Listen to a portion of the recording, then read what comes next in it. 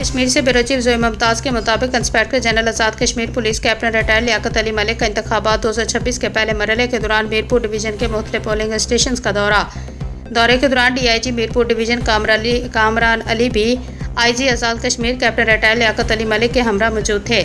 آئی G police captain retired Liaquat Ali Malik نے polling station پر security انتظامات اور مجموعی امن و امان کی صورتحال کا جائزہ لیا۔ آئی G Azad Kashmir captain retired Liaquat Ali Malik نے میڈیا سے گفتگو کی۔